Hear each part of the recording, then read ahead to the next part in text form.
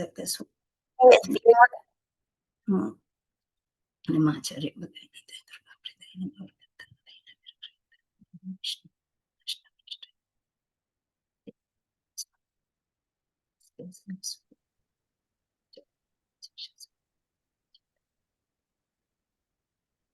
Radhe Radhe. Hare Krishna. Mataji's and Prabhuji's, thank you all for joining. And ఈ రోజు ఏకాదశి శుభదినము, మంచి పర్వదినము. మనము కార్తీక మాసంలో వచ్చే ఆఖరి 5 రోజులు భీష్మ పంచకం అని అంటారు. సో యాక్చువల్లీ మనకి 4 మాసాలు చతుర్మాసం అని ఉంటుంది.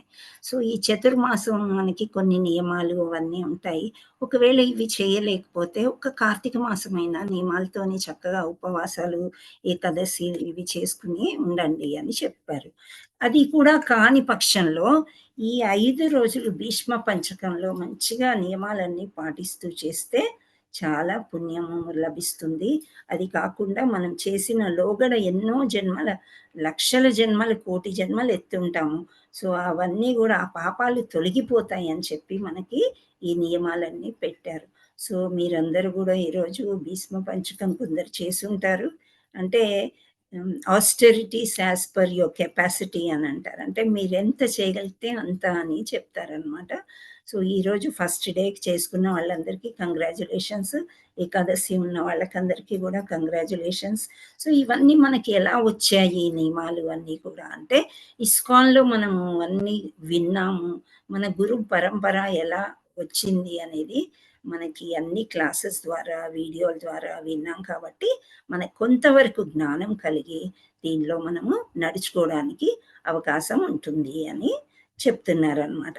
సో ఈరోజు మనం ప్రారంభించేది ఏంటంటే గీతాలో అంటే శ్రీమద్ భగవద్గీతలో గీత అంటే ఏంటి? మామూలుగా గీత గీత అని అంటూ ఉంటాం. అంటే ఎవరో ఒక వ్యక్తి పేరు కాదది. శ్రీమద్ భగవద్గీత అంటే ఒక పాట రూపంలో గేయ రచన చేసి శ్రీకృష్ణ పరమాత్ముడు అర్జునుడికి చెప్పినటువంటి గేయం అన్నమాట. సో ఈ గేయం ఏంటి అనేది పాట రూపంగా ఉందా, శ్లోకాలు ఎలా ఉన్నాయి, వాటి అర్థాలు ఏంటి, ఇవన్నీ మనకి ఎందుకు ఇచ్చారు శ్రీకృష్ణ భగవంతుడు అంటే ఎప్పుడైనా ఒక మనిషి పుట్టుక ముందే అన్నీ కూడా అరేంజ్మెంట్ అనేది ప్రకృతి నియమాల ద్వారా శ్రీకృష్ణ భగవానుడు అన్నీ మనకి అరేంజ్మెంట్ చేసేశారు. సో మనకి ఒక పాప, ఒక శిశువు జన్మించగానే, ఒక జీవి జన్మించగానే తల్లి ఎవరు, తండ్రి ఎవరు అని పెద్ద జీవుల్లో తెలుస్తుంది. మిగతా జీవుల్లో కదలిక ఏంటి అవన్నీ కూడా, అది ఏం ఆహారం తింటుంది, ఇవన్నీ కూడా నిర్ణయించబడ్డాయి ముందే. సో దాని ప్రకారమే వెళ్తూ ఉంటాం అన్నమాట. అయితే మానవుడు అనేసరికి సర్వజీవులలో అందరికంటే పెద్దది. అంటే కొంత జ్ఞానం మనకి ఇచ్చారనమాట. అంటే ఈ బ్రెయిన్ ఉంది అన్నట్టు అనమాట. బ్రెయిన్ అన్నిటికీ ఉంటుంది, అన్ని జీవులకి. కానీ కొంత జ్ఞానం మనకి ఇచ్చారు. ఆ జ్ఞానం ఏంటంటే భగవంతుడిని తెలుసుకోవటం. సో మనం మనిషి జన్మ ఎత్తి కూడా భగవంతుడి గురించి తెలుసుకోకుండా ఆ మిగతా జంతువుల్లాగే మనము బిహేవ్ చేస్తున్నాము, అదే విధంగా నడవడిక మనకి ఉంది అని అంటే ఇంకా మనకి మనిషి జన్మ పెద్దగా సార్థకం కాదు. సో జన్మము ఎత్తిన తర్వాత మనకి జన్మ, మృత్యు, జర, వ్యాధి అంటే ఈ 4 అనేది తప్పవు అని చెప్తున్నారు అనమాట. అంటే జన్మము ఎత్తేటప్పుడు బాగా కష్టం ఉంటుంది. దానివల్ల శిశువు ఏడుస్తాడా, నవ్వుతాడా పుట్టేటప్పుడు అంటే ఏడుస్తూ పుడతాడు కదా. సో అలా జన్మం ఎత్తిన తర్వాత ఈ త్రిగుణాల వలయాల్లో చిక్కుకుంటాడు. అంటే వీళ్ళు మా అమ్మ, వీళ్ళు మా నాన్న, ఇది నా ఇల్లు అని తెలిసిపోతుంది అన్నమాట. నెమ్మదిగా శిశువుకి ఎప్పుడైతే ఆ పాలు తాగడం అవన్నీ తెలుస్తాయో అప్పుడు వాళ్ళకి తెలిసిపోతుంది అనమాట. అది ఏమవుతుందంటే త్రిగుణాల వలయంలో చిక్కుకొని పోయినప్పుడు, హరే కృష్ణ, మీకు ఆప్షన్ మాట్లాడేది మ్యూట్ కదా. హరే కృష్ణ, మీరు అన్మ్యూట్ చేసుకోగలుగుతున్నారా? Cohost thank you so much Hare Krishna.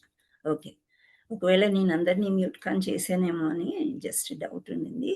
Thank you all so much. So, ఇ ఇ ఇక్కడ మనకి ఇవన్నీ అంటే this Bhagavad Gita is manual of mankind అని అంటారండి. అంటే మంచి నడవడిక కావాలంటే భగవద్గీత చదవాలి, నేర్చుకోవాలి అని చెప్తారనమాట.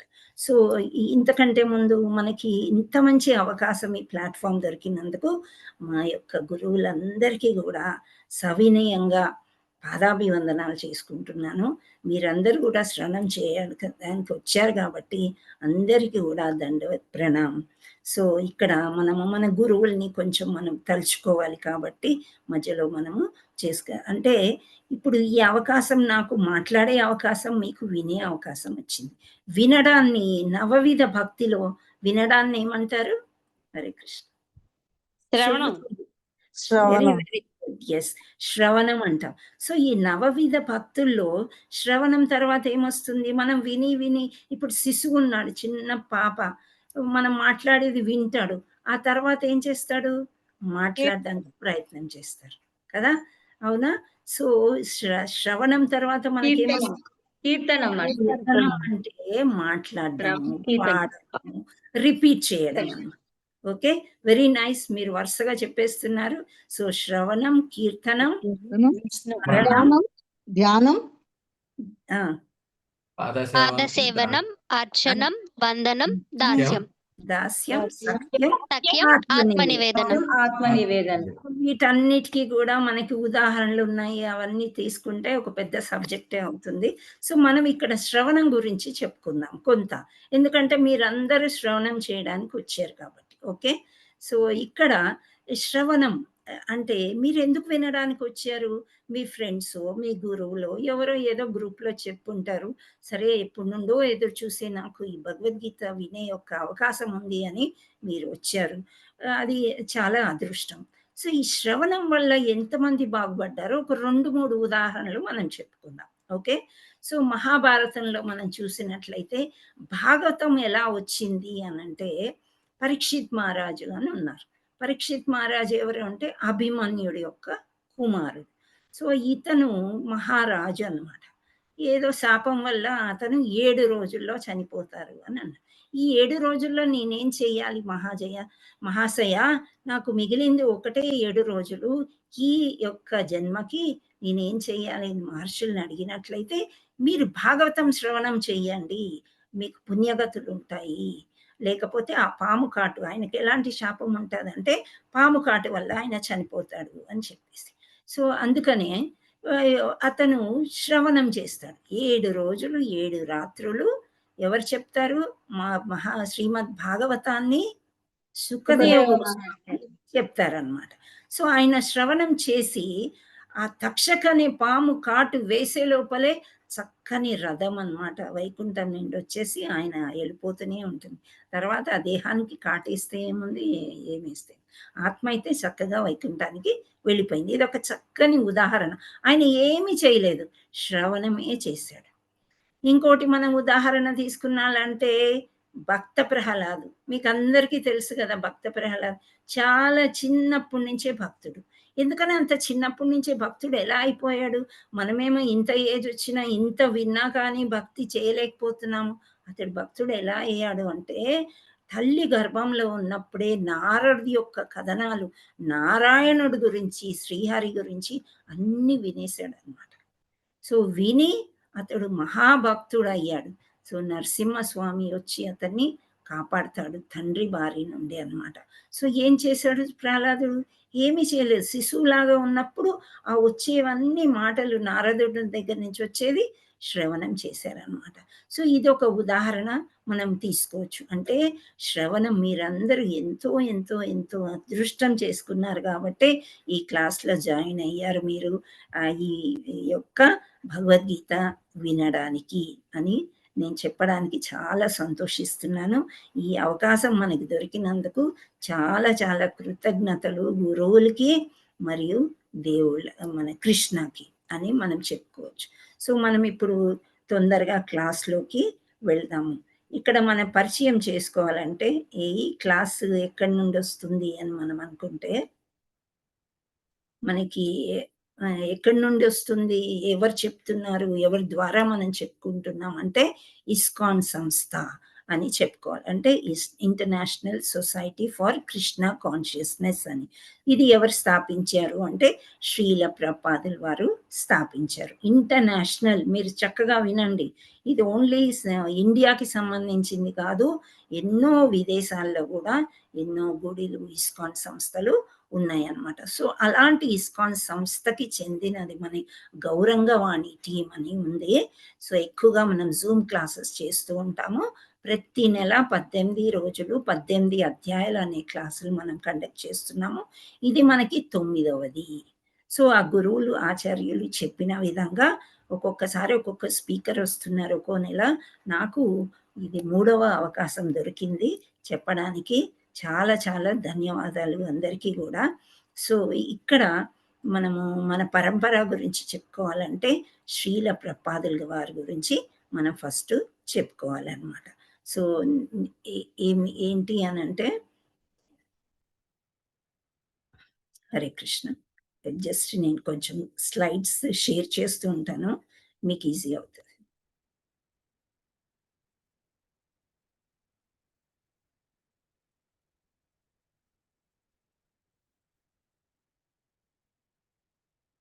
హరే కృష్ణ మాతాజీ సెండ్ ప్రభుజీస్. నా వాయిస్, వీడియో, స్లైడ్ క్లియర్‌గా ఉందా? ఒక్కసారి చెప్పండి. Yes, ఉంది Mataji. ఉంది Mataji. Yes, thank you Mataji. So much. So, ఇక్కడ గీతా ఫర్ యూ అని ఉంది.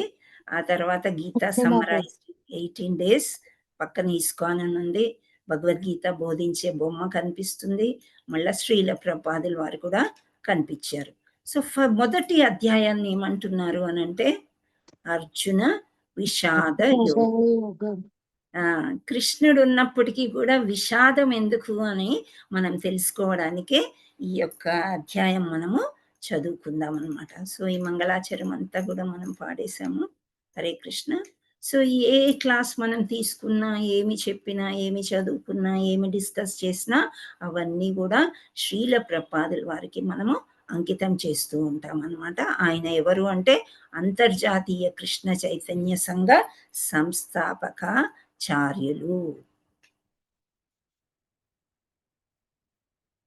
హరే కృష్ణ. కొంచెం ఆయన గురించి మనం తెలుసుకుందాం. మన గురువులు ఎవరు అంటే మెయిన్ గురువు శ్రీల ప్రభుపాదుల వారనమాట. సో, ఆయన అభయ్ చరణ్ అనే పేరుతోని బెంగాల్ రాష్ట్రంలో అక్కడ పుట్టారనమాట. ఆయన తండ్రి చాలా మహాభక్తుడు. సో, చిన్నప్పుడే ఈ పూజలు రాధాకృష్ణ వాళ్ళ ఇంట్లో ఉండేవారు. పూజించేవారు. అవన్నీ జరిగేటప్పుడు చాలా చిన్నగా ఉన్నప్పుడే ఇతను తండ్రితోనే దగ్గరలో ఉండి అంతా తండ్రికి సేవ అందించడంతో భక్తుడు అయ్యాడనమాట. కానీ గొప్ప వాళ్ళు చాలా రిచ్ యాజ్ వెల్ యాజ్ వాళ్ళు ఎలాంటి వాళ్ళంటే బాగా చదువుకున్నాడు. ఆ కాలంలో అంటే అతను పుట్టింది ఎప్పుడు అంటే శ్రీల ప్రభుపాదుల వారు 1896 కాస్త పెద్దగా అయిన తర్వాత అంతా ఇంగ్లీష్ మీడియంలోనే ఆయన చదివేవారంట. సో, మనకి స్వతంత్ర ఉద్యమం జరిగేటప్పుడు కూడా ఆయన ఉన్నారు. ఆయన గాంధీయన్ మూవ్‌మెంట్స్ పెద్దగా నచ్చేవి కాదు అని చెప్తారు. సో, ఆయన బాగా చదువుకుని వాళ్ళకి ఫార్మాస్యూటికల్ కంపెనీస్ కూడా ఉండేవి అని చెప్తారు.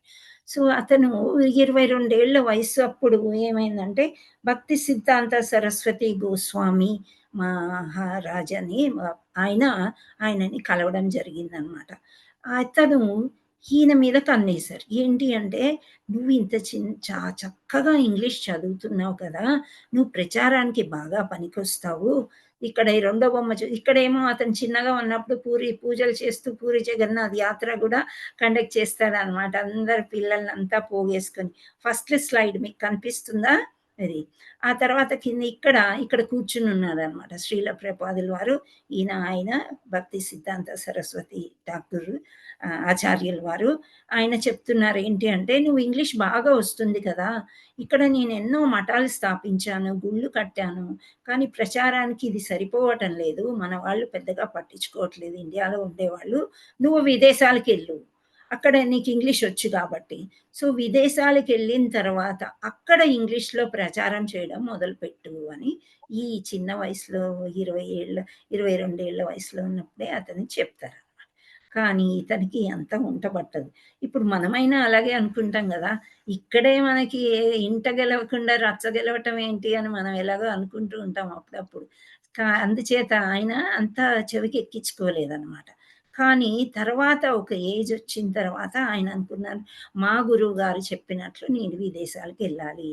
శ్రీమద్ భాగవతము అండ్ శ్రీమద్ భగవద్గీత ఇవన్నీ గూడా ట్రాన్స్‌లేట్ చేయాలి. సంస్కృతం నుండి వేరే భాషలోకి ట్రాన్స్‌లేట్ చేసి ఆయన భాష్యాలు చాలా చక్కగా రచించారనమాట.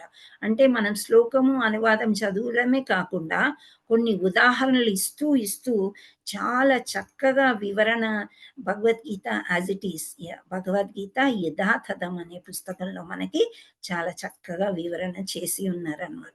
అంతకంటే ముందు ఆయన విదేశాలకెళ్ళాలి. విదేశాలకెళ్ళాలంటే ఆయన ఏమైపోయిందంటే పెద్దగా సహకారం ఎక్కడా దొరకలేదు. ఆయన ఒక టైంలో అంత గొప్పవారైనప్పటికీ గూడా ఆయన నెమ్మదిగా భక్తిలోకొచ్చేసి సన్యాసం పుచ్చుకుంటారు. ఆ తర్వాత ఆయనది ఒకటే ధ్యేయం అనమాట. నేను ఈ పుస్తకాలు రచించాలి. ఇవన్నీ గూడా భగవంతుడిని ఎక్కడ చూడాలి అనంటే శ్రీకృష్ణ పరమాత్ముడు ఏం చెప్పాడంటే, నేను భగవద్గీతలో ఉన్నాను అని చెప్పాడంట.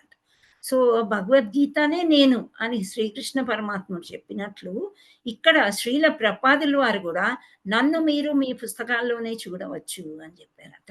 సో, ఈ అంత పెద్ద సంస్థ స్థాపించేటప్పుడు అంతకంటే ముందు ఆయన దగ్గర ఏమీ లేవు. ఒక ₹40 ఉన్నాయంట ఆయన దగ్గర. ఇండియన్ ₹40 అంతే. ఆ ₹40 పెట్టుకొని ఇక్కడ స్టీమర్ చూస్తున్నారా? దీనిలో కూర్చున్న ఎవరు వెళ్ళరనమాట. సామాన్లెళ్తాయి. కానీ ఆ కార్గో షిప్‌లో ఎవరినో దయదలిచి, బతిమలాడి, బామాడి అందులో కూర్చొని ఆయన నెమ్మదిగా బాస్టన్ చేరుకుంటారనమాట. అమెరికా చేరుకుంటారు. అక్కడి నుండి న్యూయార్క్ వెళ్ళి ఇలా ఆయన కీర్తన ఒక పార్క్‌లో కూర్చొని నెమ్మదిగా కీర్తన చేస్తూ ఉంటే, అక్కడ వాళ్ళు హిప్పీలు. హిప్పీలంటే తెలుసా మీకు? ఎక్కువగా మాంసభక్షం చేస్తారు. జుట్లంతా పెంచుకొని సంగీతం కచేరీలు అవి చేసుకుంటూ వెళ్తూ ఉంటారు. వాళ్ళకి ఒకలాంటి అట్రాక్షన్ వచ్చేసిందనమాట. ఈయనేం చేస్తున్నారు? హరే కృష్ణ, హరే కృష్ణ, కృష్ణ కృష్ణ హరే హరే, హరే రామ, హరే రామ, రామ రామ హరే హరే. ఈయనకు మృదంగం వచ్చు, కరతాళొచ్చు, జపం బ్యాగేసుకున్నారు. ఆయన ఏమీ లేదు. ఒక చిన్న పెట్టెలో ఒక గొడుగు, ఆ పెట్టెలో భగవద్గీత, భాగవతాలు తీసుకునే వెళ్ళారనమాట అమెరికాకి. సో, అలా ఆ సంగీతం అది ఆ కృష్ణ కీర్తన ఎప్పుడైతే మహామంత్రం కీర్తన చేస్తున్నారో ఆ పార్క్‌లో కూర్చొని నెమ్మదిగా కొందరు వచ్చారనమాట. ఇదేంటి అని. అయితే ఆయన వీళ్ళకి మీకు సంతోషం కావాలి గదా! సంతోషం కోసమే ఇలా తాగుతున్నారు, డాన్సులేస్తున్నారు. నేను ఈ సంతోషం మీకిస్తాను. మీరు చేస్తారా అని చెప్పి అలా ఒకరు చాలా వరకు అందరూ జాయిన్ అయ్యి first magazine 'back to God head' ఇక్కడ చూస్తున్నారా మీరు? 'బ్యాక్ టు గాడ్ హెడ్' అంటే తిరిగి మనము ఆ కృష్ణ పరమాత్ముడి దగ్గరికి, గాడ్ హెడ్ అంటే కృష్ణ పరమాత్ముడు అని అర్థము. సో, అతని దగ్గరికి వెళ్ళిపోవడానికి అని ఈ యొక్క మ్యాగజైన్ చేస్తారనమాట ఫస్టు. దానివల్ల అందరూ చదివి ఎవరు ఈ సన్యాసి ఇండియా నుండొచ్చారంట, భారతదేశం నుంచొచ్చారు, చాలా బాగా చెప్తున్నారు అని చెప్పి తర్వాత పుస్తకాలు ప్రచురణ. ఆయన దగ్గర ఆళ్ళ గురువుగారు ఏం చెప్తారంటే, "నీ దగ్గర కొద్ది డబ్బులున్నా నేనైతే ఏమేమో చేశాను. గుళ్ళు కట్టాను, మఠాలు కట్టాను. దానివల్ల పెద్ద ప్రయోజనం లేదు. నువ్వు ఎంత డబ్బు ఉన్నా ఫస్ట్ ప్రింట్ చెయ్యి, పుస్తకాలు చెయ్యి. ఆ పుస్తకాల ద్వారా ప్రచారం చేస్తే ఎక్కువ జనం మనకి కృష్ణుడి దగ్గరికి వెళ్ళే అవకాశం ఉంటుంది. ఈ జన్మ, మృత్యు, జర, వ్యాధి నుంచి వాళ్ళు తప్పించుకుంటారు" అని. ఇప్పుడు మన ధ్యేయం ఏంటి అంటే మనం భక్తులు అవ్వడం కాదు. ఇంకా చాలా మందిని భక్తులు చేయడానికి మార్చడం. చేయాలి అని చెప్పారనమాట. సో, ఆయన యొక్క గురువుగారిది మాట పట్టుకొని ఆయన విదేశాలకి 1966లో వెళ్ళి, ఆ తర్వాత ప్రచారం చేసి అప్పుడు ఆయనకి 69 సంవత్సరాలంట. సో, అందరూ ఆశ్చర్యపోయారు. ఈ ముసలాడేంటి? వెళ్ళడం ఏంటి? ఆయన పడవలో వెళ్ళేటప్పుడు స్టీమర్‌లో ఆ కార్గో షిప్ అది. దాంట్లో వెళ్ళేటప్పుడు 2 సార్లు హార్ట్ అటాక్ వచ్చిందంట. అయినా గాని కృష్ణ నువ్వెందుకు పంపిస్తున్నావో, నేను ఏ కార్యం చేయాలో అక్కడికి వెళ్ళి అని చెప్పి తలుచుకొని ఆయన అంటే కృష్ణుడి చేత రక్షించబడి ఆయన అక్కడ అడుగుపెట్టి అవన్నీ ఇస్కాన్ సంస్థని న్యూయార్క్లో ఆయన స్థాపించారనమాట. అంటే అమెరికాలో స్థాపించారు. ఆ తర్వాత ఒక 10 సంవత్సరాల్లోనే 108 ఇస్కాన్ సంస్థలు అన్ని దేశాల్లో అంతర్జాతీయ సంస్థల్లో స్థాపించేశారు. సో అలాంటి ఇస్కాన్ సంస్థ మన అబిడ్స్లో కూడా శ్రీల ప్రభుపాదుల వారి చేతుల మీదుగా స్థాపించబడింది, రాధా మదన్ మోహన్ టెంపుల్. సో అలా శ్రీల ప్రభుపాదుల వారు అన్ని చక్కగా పుస్తకాలన్నీ రాసి మనకన్నీ ఇచ్చి, ఆ తర్వాత ఏమైంది అంటే 1977 నవంబర్ 14న ఆయన బృందావనంలో పరమపదించారనమాట. సో ఆయనని అప్పుడు కొందరు అడిగారంట ఆ శిష్యులు, ఈ ఫారినర్స్ ఏదో అంటూ ఉంటారు కదా, so what you have done so many things but what after you die అని అడిగారంట. అంటే నువ్వు ఇంత చేసావు కదా, ఇంత బాగుంది కూడా, కానీ నువ్వు చనిపోయిన తర్వాత ఏంటి అని అంటే, no I will not die అన్నాడు. I will not die, I live in my books అన్నాడు. నేను చనిపోను, అసలు నాకు చావే లేదు, నేను నా పుస్తకాల్లో ఉంటాను, జీవిస్తాను అని చెప్పారనమాట. సో శ్రీల ప్రభుపాదుల వారు మన ఇస్కాన్ సంస్థ ఆచార్యులే కాకుండా మనకందరికీ చాలా గురువులు. ఇప్పుడు అందరూ చాలా గురు మహారాజులు ఎక్కడైతే మనం దీక్ష తీసుకుంటున్నామో వాళ్ళందరూ కూడా శ్రీల ప్రభుపాదుల వారు ఇచ్చినటువంటి ఇనిషియేషన్ ద్వారా, దీక్ష ద్వారానే వాళ్ళు గురువులు అయ్యారనమాట. సో ఇలాంటి భగవద్గీత మనకి శ్రీల ప్రభుపాదుల వారు చక్కగా అనువదించి అన్ని భాషల్లో, మీకు ఏ భాష కావాలంటే ఆ భాషలో మనకి దొరుకుతుంది. ఆ యొక్క ప్రాముఖ్యత ఏంటి అనేది మనం ఇక్కడ చూద్దాం. శ్రీల ప్రభుపాదికి జై, గురు మహారాజ్కి జై. సో భగవద్గీత యొక్క గొప్పతనము పద్మపురాణం నుండి గీతా మహత్వం అని చెప్తున్నారు. సో ఈ గీతా మహత్వం ఏం చెప్తుంది అని మనం చూద్దాం. నెక్స్ట్ ఏంటి అంటే, ఇక్కడ ఒక శ్లోకం ఉంది, సర్వోపనిషదో గావో దూత్గా గోపాలనందన పార్థో వశ్చ సుధీర్భోక్త దుఃఖం శ్రీ గీతామృత మహత్. ఇలా ఉందన్నమాట. అంటే సర్వోనిషపదో అంటే ఇప్పుడు ఈశోపనిషత్తులు, పద్మ పురాణము, గరుడ పురాణము ఇంకా చాలా ఉంటాయన్నమాట. ఇన్ని మనం చదవగలమా? మనకి లైఫ్ టైం సరిపోదు. సో భగవంతుడు ఏం చేశాడు, ఇన్ని వేదాలు ఉపనిషత్తులు ఎవరి వల్ల అవుతాయి, చదవడం కష్టం కాబట్టి వాటి ఎంత సమ్మరీ ఒక దగ్గర చేశారనమాట. ఇప్పుడు చూడండి, మనము ఒక క్లాస్ వింటున్నప్పుడు లాస్ట్కి ఈ యొక్క సమ్మరీ ఏంటి, దీంట్లో నీకు ఏమర్థమైంది అని అడిగితే ఓ 2-3 వాక్యాలు కంటే ఎక్కువ మనం చెప్పలేము, అంతే కదా. సో భగవంతుడు ఏం చేస్తాడు, వీళ్ళ వల్ల కాదు. అయితే నిన్న మన ఆచార్యులు చెప్తా ఉన్నారు, సుమంద అంట, కలియుగంలో మన బుర్ర అలా ఉంటుందంట. సు అంటే మంచి, మంద అంటే అజ్ఞానంలో ఉండదు. మనం మంచి అజ్ఞానంలో ఎప్పుడు ఉంటామంట, చీకట్లో మనకు తొందరగా అర్థం కాదనమాట, మందమతులం. అంటే కలియుగ వాసులే అలా ఉన్నారు. సో వీళ్ళకి ఇన్ని ఉపనిషత్తులు ఇవన్నీ చదివి మళ్ళీ నా దగ్గరికి బ్యాక్ టు గాడ్ హెడ్, నా దగ్గర రండి అని దేవాది దేవుడు రమ్మన్నప్పుడు మనం అవన్నీ చదవలేం కాబట్టి ఆయన ఏం చేశారు, సమ్మరైజ్ చేశారు, అన్ని కలిపేసి చక్కగా ఇక్కడ గీతామృతాన్ని మనకి ఇచ్చారు. ఏం చేశారు, సర్వోనిషపుతుల సారమైన, అన్ని ఉపనిషత్తుల యొక్క సారమైన భగవద్గీత గోవు కాగా. గోవు అంటే ఆవు. సో ఆవు ఏంటి అంటే, ఆవులో భగవద్గీత అంతా, అంటే అన్ని ఉపనిషత్తుల యొక్క సారము ఆవులో ఉంది. గోపాలుడు అని మనం ఎవరిని అంటాము, శ్రీకృష్ణుని అంటాము. పాలుడు అంటే ఏంటి, గోవుల్ని కాసేవాడు, గోవుల్ని పెంచేవాడు. గో అంటే గోమాత. సో గోపాలునిగా ప్రసిద్ధిగాంచిన శ్రీకృష్ణ భగవానుడు ఆ గోవు నుండి, అంటే ఆ క్షీరం అన్నమాట. ఒక గోవు ఉందంటే గోవుని క్షీరం వదిలిపెట్టాం కదా, పాలు పితుకుతారు.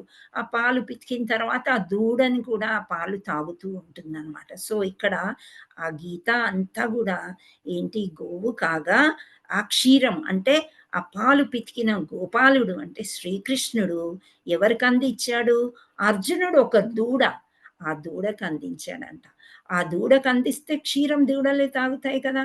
సో ఆ దూడకు అందించగా పండితులు మరియు శుద్ధ భక్తులు, అంటే శుద్ధ భక్తులు అంటే మనం ఏదో మామూలు భక్తులం, శుద్ధ భక్తులు అంటే శుద్ధంగా పూర్తిగా మనకి ఎట్లా అంటే ఆత్మ శుద్ధీకరణ జరిగిపోతుంది. శుద్ధీకరణ జరగడము అంటే ఏంటి అంటే మనము ఇప్పుడు ఇవి ఉన్నాయి గదా!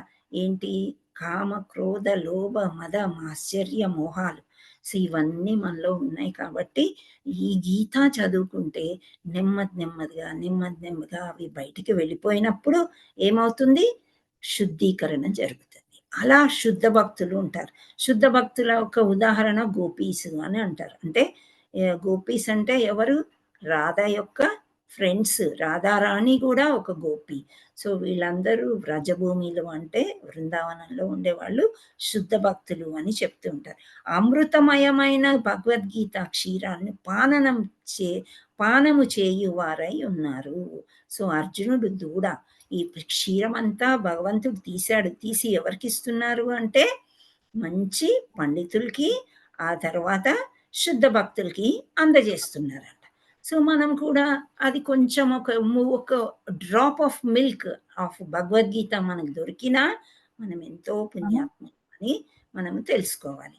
ఇంకొకటి గీతా మహత్వం ఇంకోటి చెప్తున్నారు ఏంటంటే, ఏకం శాస్త్రం దేవకీ పుత్ర గీతం, ఏకో దేవో దేవకీ పుత్ర ఏవ, ఏకో మంత్రస్య నామాని యాని కర్మాప్యేక్యం తస్య దేవస్య సేవ.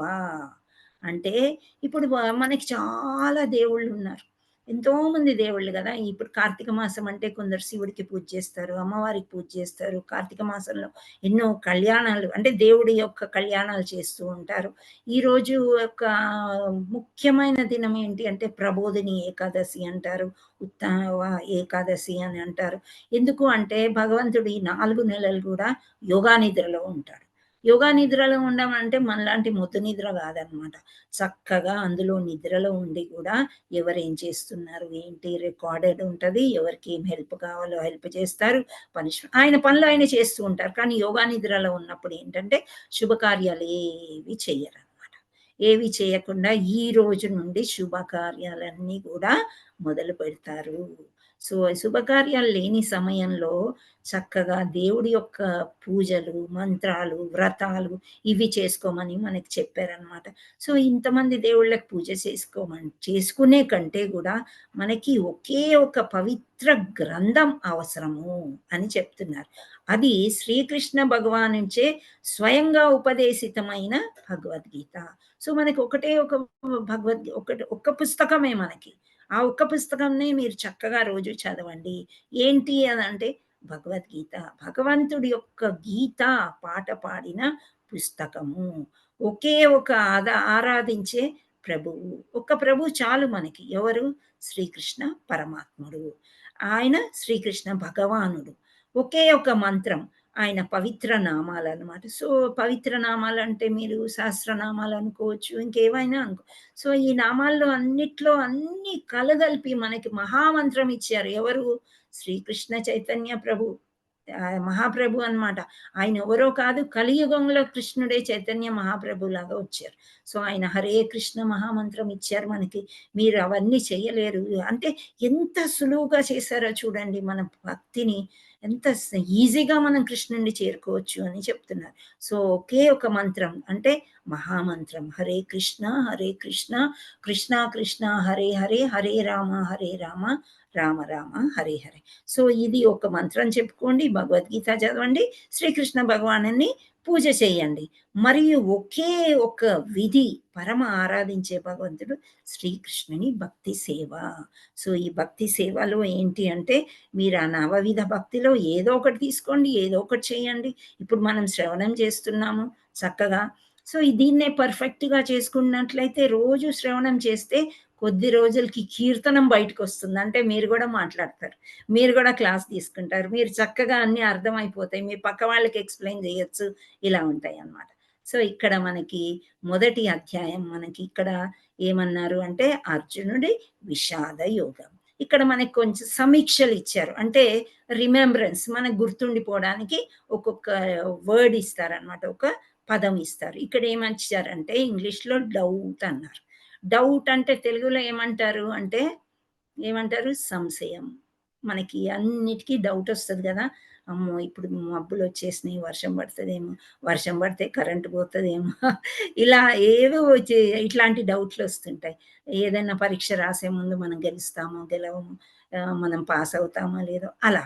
అయితే ఈ డౌట్ అనే దాన్ని మనము విడమర్చి చూసుకున్నట్లయితే 1వ అధ్యాయం అయిపోతుందనమాట. చాలా ఈజీ తెలుసుకోవడం. ఇదేమీ లేదు. అంటే మహాభారతంలో కురుక్షేత్రలో ఒక యుద్ధం జరిగింది. ఎవరి ద్వారా జరిగింది అంటే మామూలుగా కజిన్ బ్రదర్స్ అన్నమాట. ఒక అన్నదమ్ముల మధ్యలో ఒక చిన్న యుద్ధం జరిగింది. ఎందుకు జరిగింది అంటే శ్రీకృష్ణుడు గూడా వాళ్ళకి వాళ్ళ యొక్క అత్తయ్య కొడుకవుతాడు. కుంతి మహారాణికి అత్తయ్య అవుతుంది వాళ్ళకి. కుంతి మహారాణి కొడుకు. ఇప్పుడు మీకు పాండవులు, కౌరవులు ఇవన్నీ చెప్పుకోవాలంటే మనకి సమయం సరిపోదు. షార్ట్‌గా చెప్పాలంటే పాండవులకి, కౌరవులకి మధ్య చిన్న యుద్ధం జరుగుతుంది. ఆ సంధి జేయడానికి కృష్ణుడు పరమాత్ముడైనప్పటికీ గూడా చాలా ప్రయత్నం జేస్తాడు. ప్రయత్నం జేసినప్పుడు దుర్యోధనుడు అనే అతను వినడు. వినకపోయేసరికి ఈ యుద్ధం మొదలవుతుందనమాట.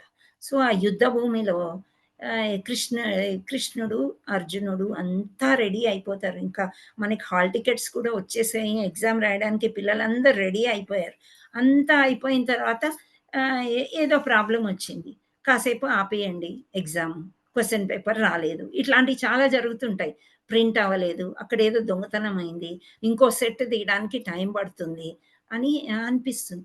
అప్పుడు ఇంకా హాల్‌లో కూర్చున్న వాళ్ళు బయట ఉండే పేరెంట్స్ ఆందోళన చెందుతూ ఉంటారు.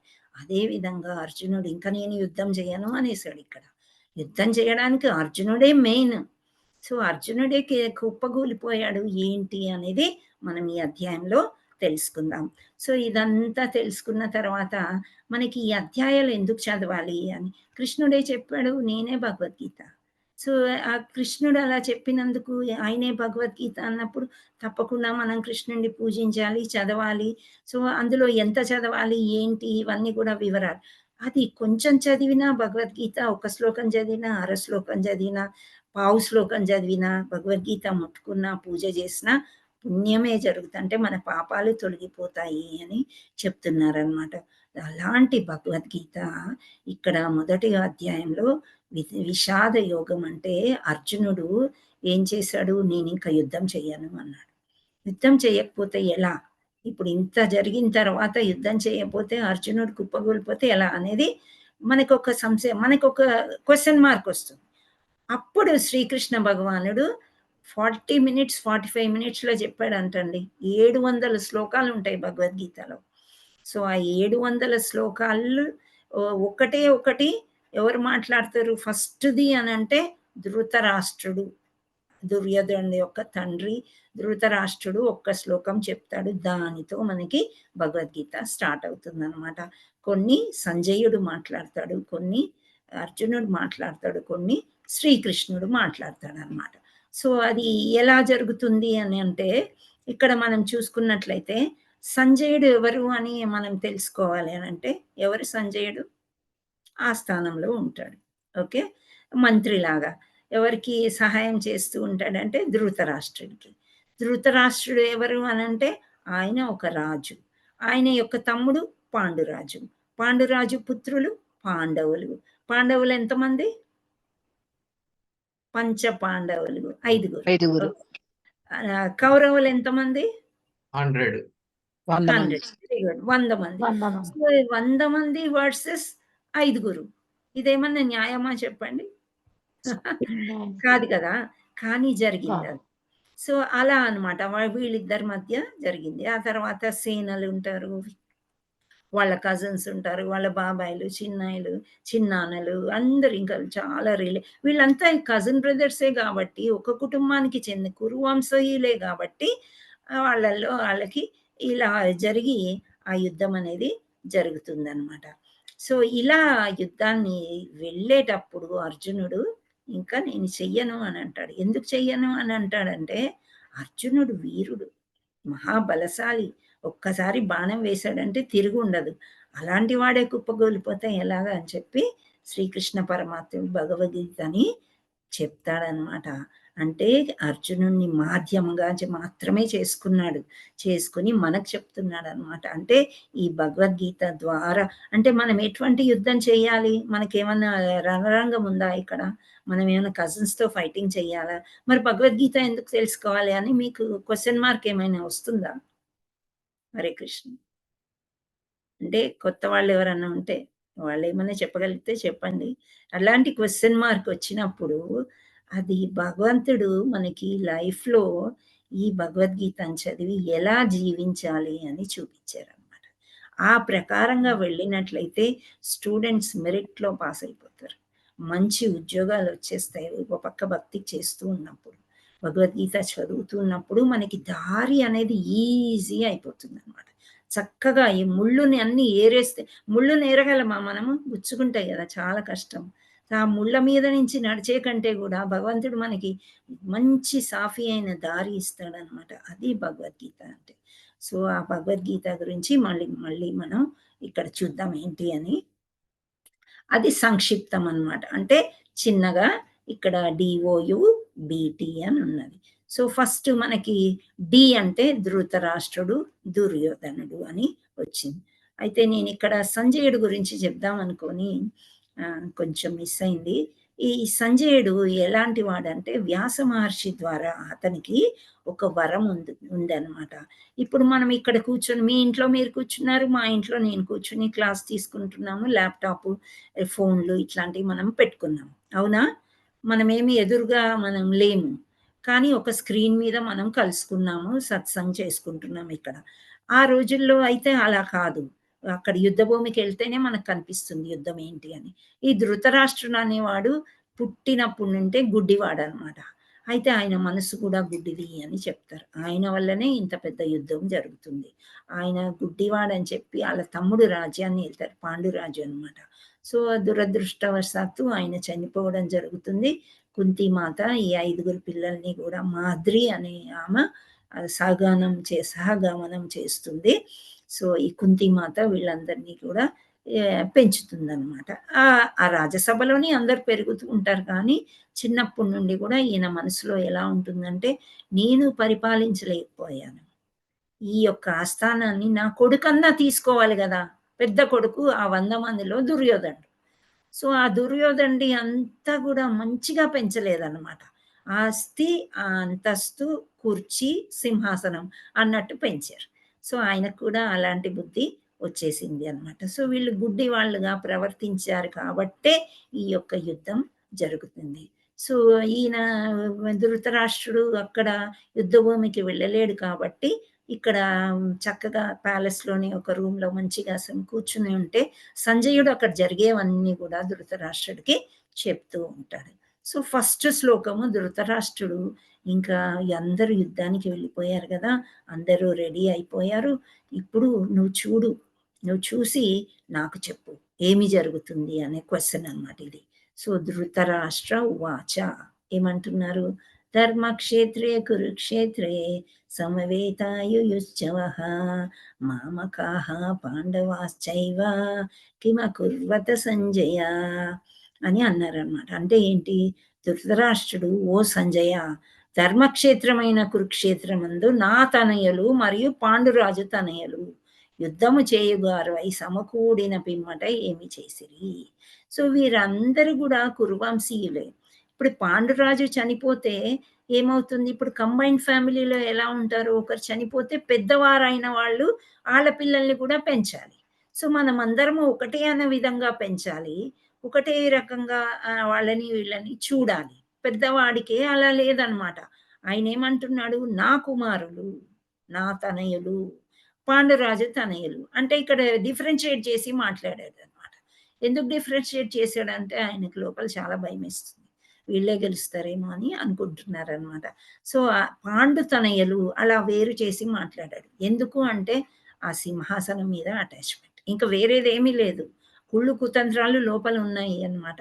కృష్ణుడు అంత ఎవరు దేవాది దేవుడని ఇతనికి తెలుసు. తెలిసి కృష్ణుడు అటువైపు ఉన్నాడు అని తెలిసి కూడా వీళ్ళు అలా.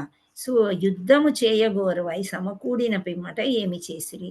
ఇప్పుడు యుద్ధ భూమికెళ్ళి ఒకవైపు పాండవులున్నారు, ఒకవైపు కౌరవులున్నారు. కృష్ణుడు ఎవరి వైపు ఉన్నాడు అంటే ఏం జెప్తారు సమాధానం మీరు? పాండవుల వైపు ఉన్నారు. పాండవుల వైపు ఉన్నారు. మనకి తెలిసిన విషయమే. ఎప్పుడైతే ధర్మము వైపు వెళ్ళి ఉన్నారు. ఆ! ధర్మం వైపు ఉన్నారు. కృష్ణుడు ఎక్కడుంటే అక్కడ ధర్మమే. సో, అది వీళ్ళు తెలుసుకోలేకపోతారు. అంటే నేనేం చెప్తున్నానంటే ఇక్కడ ఆయన కళ్ళతో గుడ్డివాడు గాదు. మనస్సు గూడా గుడ్డి అన్నమాట. ఇప్పటికీ కూడా ఆయనకు ఆశ వదలట్లేదు. వీళ్ళందరూ ఏం చేస్తున్నారు గుమిగూడి? ఏం చేస్తారు? యుద్ధమే చేసుకుంటారు కదా! పోట్లాడుకు. కానీ ఎవరు గెలుస్తారు? ఏంటి? సంజయుడేమన్నా చెప్పేస్తాడేమో అని చెప్పేసి ఒక డౌట్‌తోని ఈ యొక్క అధ్యాయము స్టార్ట్ అయిందనమాట. వాళ్ళేం చేస్తున్నారు అని ఒక డౌట్ సంజయుడిని ధృతరాష్ట్రుడు అడుగుతున్నాడు. సో, ఇక్కడ మనకి డౌట్‌లో డి అంటే ధృతరాష్ట్రుడు, దుర్యోధనుడు అని అనుకున్నారు కదా! సో, ఇక్కడ ధృతరాష్ట్రుడు మనోస్థితి ఎలా ఉంది? దుర్యోధనుడు యొక్క మనస్థితి ఎలా ఉంది? ఈ ధృతరాష్ట్రుడు మనస్థితి ఎలా ఉంది? సంశయాత్మకం. సంశయాత్మకం అంటే మనం ఏం చెప్పుకున్నాము? డౌట్. ఆయనకి డౌట్ వస్తుంది. ఎందుకు డౌట్ వస్తుంది? ధర్మక్షేత్రమైన కురుక్షేత్రము అన్నాడు. కురుక్షేత్రం అంటే ఆ యొక్క ప్లేస్ పేరు. అర్థమవుతుందా మీకు? అది ఒక పుణ్య తీర్థ స్థానం అని అంటున్నారు. అంటే ధర్మక్షేత్రం అన్నమాట. ధర్మం ఎక్కడ ఉంటుంది? ఇప్పుడు మనము ఇంట్లో ఉన్నదానికి, గుడికి వెళ్ళడానికి దానికి తేడా ఉంటుందా? ఉండదా? అందరికీ కూడా. మీకేమన్నా తేడా కనిపిస్తుందా? ఇంట్లో ఉన్నాము, కాసేపు గుడికెళ్ళొద్దామని ఎళ్ళాము. అప్పుడుదేమన్నా తేడా కనిపిస్తదా మీకు? హరే కృష్ణ. కనిపిస్తుంది మాతాజీ. కనిపిస్తుంది మాతాజీ. ఏమనిపిస్తుంది మీకు? ప్రశాంతంగా ప్రశాంతంగా ఉంటుంది. ప్రశాంతత వస్తుంది. పీస్ ఉంటుంది. సో, ఇక్కడ చాలా గుళ్ళున్నాయంట. ఈ ధర్మక్షేత్రం అని ఎందుకంటారంటే, ఆ క్షేత్రంలో ఒక సమయంలో ఎన్నో యజ్ఞాలు చేశారంట. ఈవెన్ దేవతలు గూడా వస్తారంట ప్రశాంతత కోసం. అందుకే అది ధర్మక్షేత్రం అన్నమాట. సో, ఆ ధర్మక్షేత్రంలో ధర్మం చేసే వాళ్ళకి, ధర్మంగా ఉండే వాళ్ళకే సపోర్ట్ ఉంటుంది గానీ, మాకెందుకు సపోర్ట్ ఉంటది అని ఆయనకి డౌటొచ్చేసింది. ఎందుకని వీళ్ళు ధర్మం చేయట్లేదు అని ఆయనకు తెలుసు. వీళ్ళు చిన్నప్పటి నుంచి వాళ్ళని ఏం చేశారు, ఏంటి అని ఆయనకు బాగా మనసులో నాటుకుపోయిందనమాట. అయితే శ్రీకృష్ణుడు ఉన్నాడు, దేవుళ్ళున్నారు. వీళ్ళంతా వీడ్స్ లాంటి వాళ్ళు. వీడ్స్ అంటే కలుపు మొక్కలు లాంటి వాళ్ళు అని ఆయనకు మనసులో అనిపిస్తుంది. సో, ఇప్పుడు మనం ఒక వరి పంట వేశాము. వరి పంట వేసి వరి వస్తున్నప్పుడు మధ్యలో కలుపు మొక్కలన్నీ తీస్తేనే వరి బాగా పండి మనకి ధాన్యం వస్తుంది కదా! అదే విధంగా ఇవి మనమందరము ఈ కలుపు మొక్కలు లాంటోళ్ళం గదా! అని ఆయనకు డౌటొస్తుందనమాట. సో, ఈ కలుపు మొక్కల్ని తీసివేయడానికి అటువైపు కృష్ణుడున్నాడు, వీరులున్నారు. పైగా వీళ్ళెవ్వరూ లేకపోయినా ధర్మం అనేది 4 పాదాల అక్కడ నడుస్తుంది గాబట్టి, మనకి కష్టమే అని ఫస్ట్ అనుకున్నాడు ధర్మక్షేత్రం గురించి. తర్వాత ఈ పుణ్యతీర్థ ప్రభావం ఎలాగో ఉంటుంది గాబట్టి, ఆయనకి ఇంకో డౌట్ ఏమొచ్చింది? వీళ్ళు పాండవులు ఒకవేళ రాజీ పడిపోయారేమో. దేనికి రాజీ పడిపోతారు? కృష్ణుడు వెళ్ళి అడుగుతాడనమాట. మీరు మొత్తం రాజ్యం ఇవ్వకండి. 5 ఉన్నారు. క్షత్రియులకి ఎప్పుడైనా రాజ్య పాలన చేయాలి. మామూలుగా తిని కూర్చోవడం అలా ఉండదు. ఏదో బిజినెస్ చేసుకోవడం అనేది ఉండదు. సో, వాళ్ళు ధర్మపాలన చెయ్యాలి కాబట్టి 5 ఊర్లు ఇవ్వండి అంతే. వాళ్ళు 5కి 5 ఊర్లు ఇయ్యండి అని అడుగుతారు. అయితే వాళ్ళకి తెలుసనమాట. 5 ఊర్లు ఇస్తే మళ్ళా దండెత్తి యుద్ధం చేసి ఒక ఊరు యాడ్ అయ్యి మొత్తం అంతా గూడా వాళ్ళకెళ్ళిపోతుందని ఆళ్ళకి తెలుసు కాబట్టి 5 ఊర్లు గాదు, సూది మనం వెళ్ళినంత గూడా నేనివ్వను అని దుర్యోధనుడు అనేస్తాడు. సో, అనేస్తే సరే మాకొద్దులే ఏ రాజ్యం మేము ఇట్లాగే ఉంటామని ఒకవేళ రాజీ పడిపోయారేమో వీళ్ళిద్దరూ కలిసి అని అది ఇంకో డౌటొచ్చింది. ఇంత యుద్ధం చేద్దామని అంతా తయారైపోయిన తర్వాత దుర్యోధనుడు గాని ఒప్పుకున్నాడా? అర్జునుడు గాని సరే అన్నాడా? మాకు రాజ్యమొద్దు, ఏమొద్దు మేము అడవుల పాలైపోయి వెళ్ళిపోతాము, సన్యాసులైపోతాం. అలా ఏమన్నా రాజీ పడిపోయారా అని ఇంకో డౌటొస్తుంది. ఇంకోటి ధర్మస్థలం యొక్క స్వభావం ఎటువంటిది అంటే ధర్మం చేసే వాళ్ళని రక్షిస్తూ ఉంటుంది. వేరే వాళ్ళని శిక్షిస్తుంది కాబట్టి సో, ప్రభుత్వం ధర్మపరుల ప్రజలని రక్షించినట్లు అలా జరుగుతుంది గానీ, ఆయనకి 3 రకాలుగా డౌటొచ్చే సంశయం వస్తుందనమాట. సో, ఇంకొకటేమన్నాడు, తన పుత్రులు మాత్రమే కౌరవులు, పాండవులు కారు. నేను, నాది అనే మనస్తత్వం ఆయనకి ఉంది. ఇక్కడ చూస్తే మనకి ఇది కనిపిస్తుంది కదా! ఒక బ్యాలెన్స్. అయితే వీళ్ళందరూ కాదు. నేనే, నాదే ఈ రాజ్యము, ఈ సింహాసనం నాదే. పాండురాజు వెళ్ళిపోయాడు. పాండుపుత్రులకి ఏమీ కాదు. వాళ్ళు కౌరవులు కాదు కదా! యాక్చువల్లీ వీళ్ళంతా కురువంశమోళ్ళు. అయినప్పటికీ కూడా పాండురాజుకి పుట్టారు కాబట్టి వాళ్ళకి పాండవులు అని వాళ్ళని వేరు చేసి మాట్లాడాడు. సో, ఆయన మనస్తత్వం ఇట్లాంటిది. అంటే పక్షపాతి. పక్షపాతం చూపించాడనమాట. తమ్ముడు కొడుకులు, తమ్ముడు లేడు అయినప్పటికీ ఆలింగనం చేసుకొని వాళ్ళ నీళ్ళతో సమానంగా పెంచాలి అయినప్పటికీ లేదనమాట. సో అటువంటి మనస్తత్వము ఇక్కడ పక్షపాతిగా ఉన్నాడు. ఇప్పుడు దుర్యోధనుడి చూద్దాం. దుర్యోధనుడు ఏంటంటే రాజనీతి బాగా తెలిసినవాడు, అంటే పాలిటిక్స్ బాగా తెలుసు అనమాట. తెలిసి చతురతనే ఉపయోగించాడు. ఆంతరంగిక భయం ఆయనకు కూడా పట్టుకుందనమాట. ఎలా పట్టుకుంది? ఆంతరంగిక భయం అంటే లోపల భయం వేస్తుంది అనమాట. సో ఇక్కడ పశ్చైత్యం పాండుపుత్రాణం ఆచార్య మహతీం చము పూడ్యం ద్రుపద పుత్రేణ తవ శిష్యేన ధీమత. ఫస్ట్ ఆయన యుద్ధ భూమిలో అందరిని చూశాడనమాట. అటువైపు కృష్ణుడు ఉన్నాడు, ఇంకా కొందరు ఉన్నారు. ఇక్కడ ఏం చెప్తున్నాడు అంటే ఎవరున్నాడు, ఒక బుద్ధిమంతులు ఉన్నారు, వీరులు ఉన్నారు అటువైపు. ఇవన్నీ చూసేసి స్ట్రైట్ గా ఎక్కడికి వెళ్ళాడు? వాళ్ళ యొక్క టీచర్. ఆచార్యుడు ఎవరు అంటే ద్రోణాచార్యుడు. ద్రోణాచార్యుడు కౌరవులకి పాండవులకి అందరికీ కూడా ఆయనే ఆచార్యుడు అనమాట. సో ఆచార్యుడి దగ్గరికి వెళ్ళి నీ శిష్యుడైన ద్రుపద తనయుడు. ద్రుపద తనయుడు అంటే ద్రుపద అంటే ద్రౌపది యొక్క తండ్రి అన్నమాట. ఆ మహారాజుకి ద్రౌపది ఎట్లో దుష్టదుమ్య అనే కొడుకు ఉంటాడనమాట. ఆ కొడుకుని యజ్ఞం చేసి కంటాడు. ఎందుకు అనంటే ఇక్కడ ఎప్పుడో ఒక సమయంలో ద్రోణాచార్యుడికి ఇతనికి ఒక వైరం ఉంటుందన్నమాట. ఎవరికి? దుర్యోధనుడికి. సో వీళ్ళకి వైరం ఎవరెవరికి ఉంటుంది? ద్రోణాచార్యుడికి ఇంకా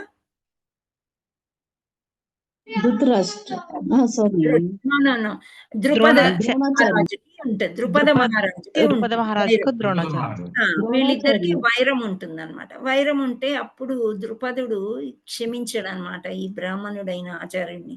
లేదు, అతన్ని చంపడానికి ఒక పుత్రుడు కావాలి నాకు అని చెప్పి యజ్ఞం చేసి దుష్టదుమ్యాని అనేది పుడతాడు. పుట్టిన తర్వాత ఏమవుతుందంటే వీళ్ళందరికీ టీచర్ ఆచార్యుడు ఒక ఇతనే అన్నమాట. ఎవరు ఆచార్యుడు? ఆచార్యుడు ఎవరు? ఆచార్యుడి పేరేంటి చెప్పండి? హరే కృష్ణ. ద్రోణాచార్యుడు. ఆయన దగ్గరికి ఆ కొడుకుని ఆయన దగ్గరికే తీసుకొస్తాడనమాట. ఏంటి, అన్ని విద్యలు నేర్పించు, నువ్వు అన్ని చెయ్యి అని చెప్పేసి.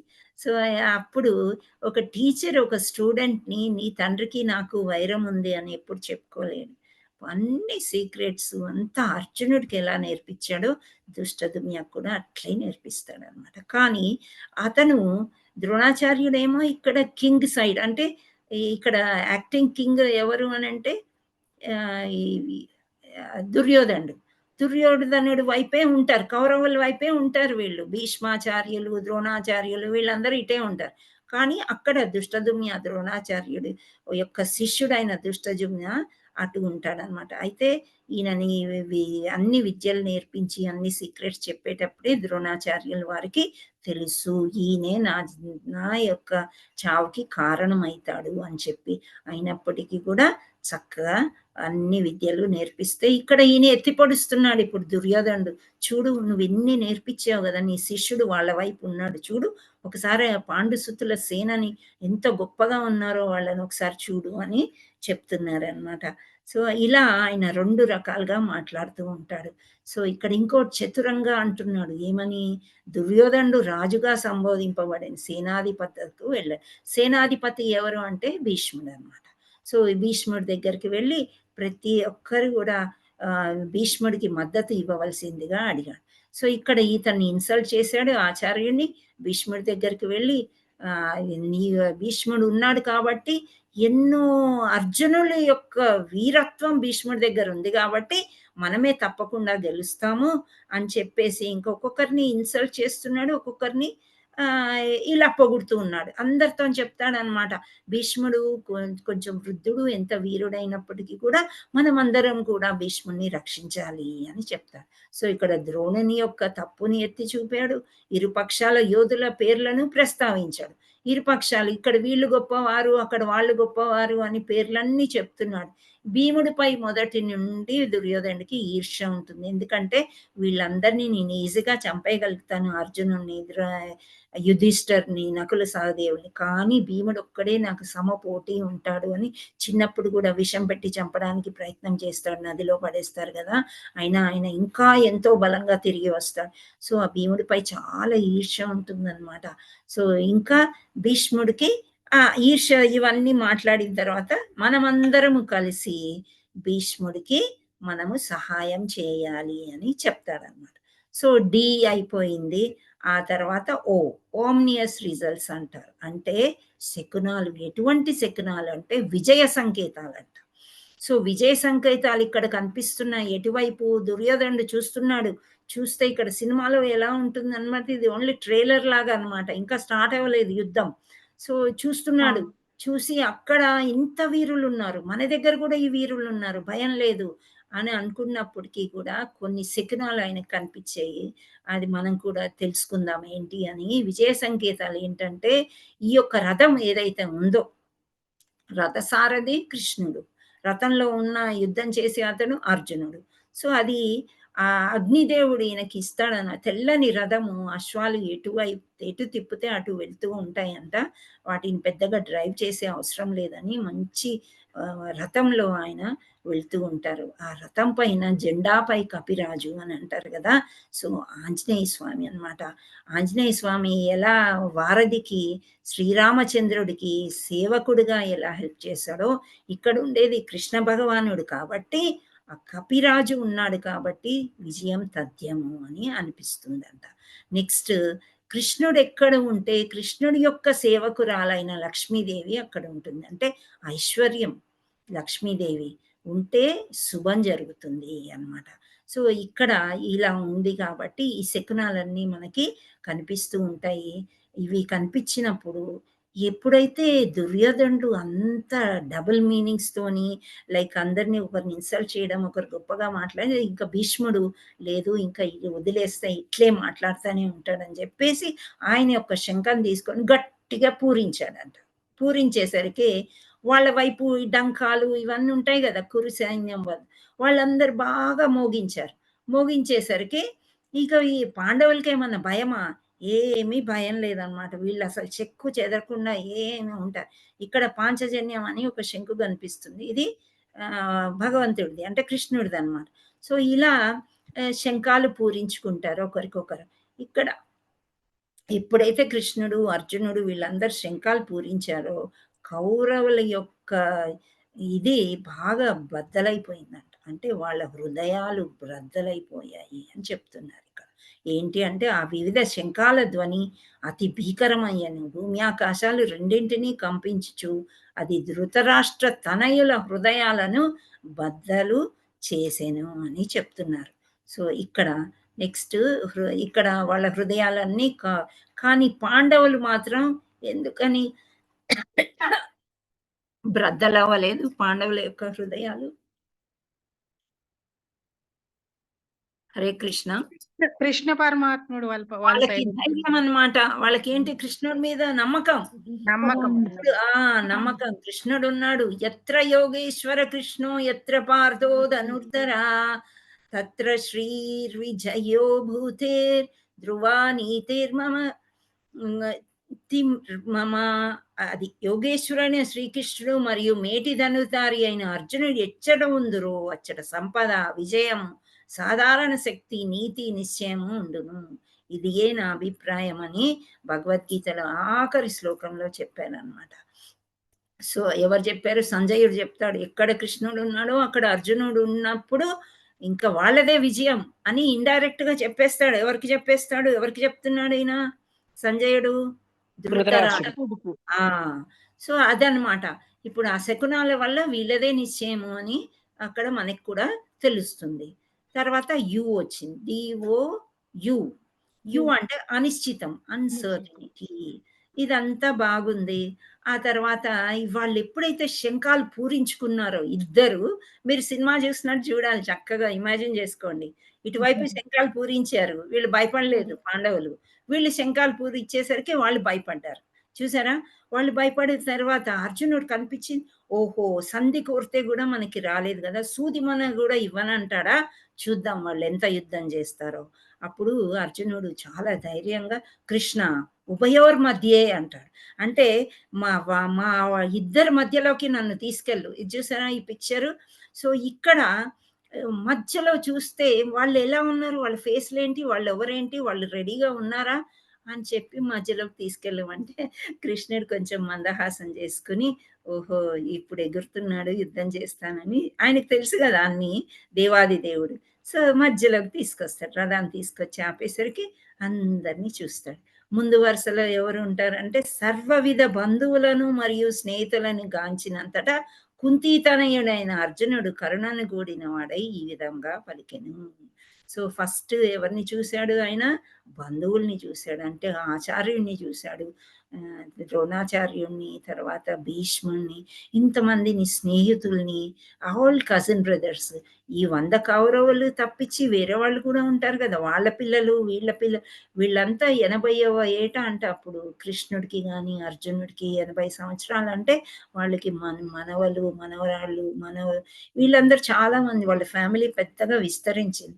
సో, ఈ కజిన్స్‌నందరిని చూసేసరికి ఆయనకేమైపోయిందంటే కుంతి తనయుడైన అర్జునుడు కరుణను గూడిన వాడై ఈ విధంగా పలికెను. సో, చాలా ఆయనకి ఎలా అంటే చాలా బాధొచ్చేసిందనమాట. నేనేంటి ఈ రాజ్యం కోసం ఇంతమందిని చంపాలా? చంపిన తర్వాత ఈ రాజ్యం తీసుకొని నేనేం చేయాలి? అని దిగ్భ్రమం చెందాడనమాట. ఫస్ట్ అన్‌సర్టనిటీ అంటే ఆయనకు అర్థం కావట్లేదు. నేను యుద్ధం చేయడానికొచ్చానా? వీళ్ళతో ఉద్యమం చేస్తానా నేను? చిన్నప్పటి నుంచి మా తాత నన్ను పెంచాడు. చిన్నప్పటి నుంచి ఆచార్యుడు నన్ను వేలు పట్టుకుని విద్య నేర్పించాడు. వీళ్ళనా నేను చంపేది అని సంశయంలో పడిపోతాడనమాట. తర్వాత దిగ్భ్రమం అంటే చాలా ఆశ్చర్యం అన్నమాట. స్వజనుల్ని చూసేసరికి తండ్రులు, తాతలు వీళ్ళందరిని చూసేసరికి ఆయనకి చాలా బాధ వచ్చేస్తుంది. అర్జునుడు అంటున్నాడు, "ఓ కృష్ణ, యుద్ధోత్సాహంన నా ఎదుట నిలిచి ఉన్న మిత్రులను మరియు బంధువులను గాల్చి నా శరీర అవయవాలు కంపించుచున్నవి, నోరు ఎండిపోతున్నది." సో, నోరు ఎప్పుడెప్పుడు ఎండిపోతది?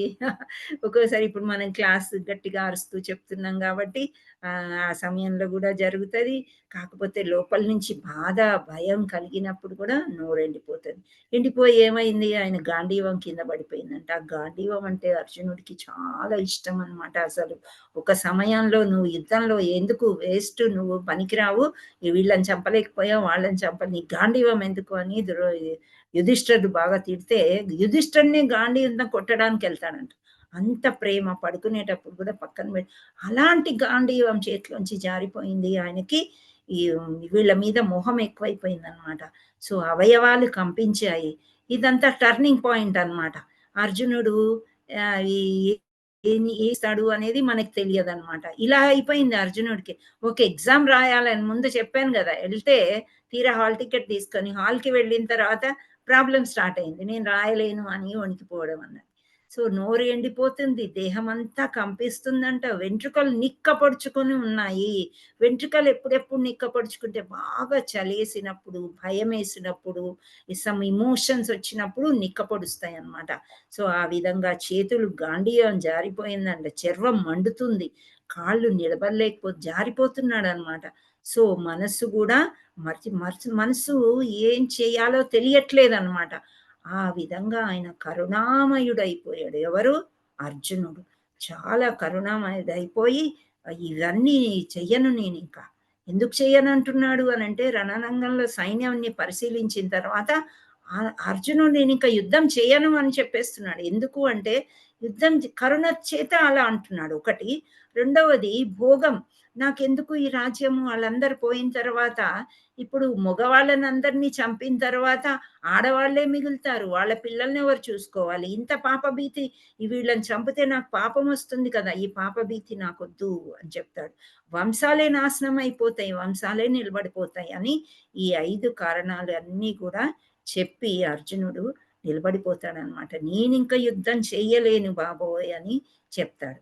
సో, అది మనకి ఇక్కడ ఎందుకు విషాద యోగం అన్నారంటే అర్జునుడు చాలా బాధపడిపోతాడనమాట.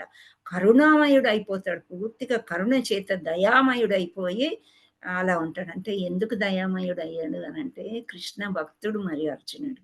ఎప్పుడైనా భక్తి మనలో ఉన్నప్పుడు ఈ హింస ఇవన్నీ కూడా మనం చేయలేము అనేది.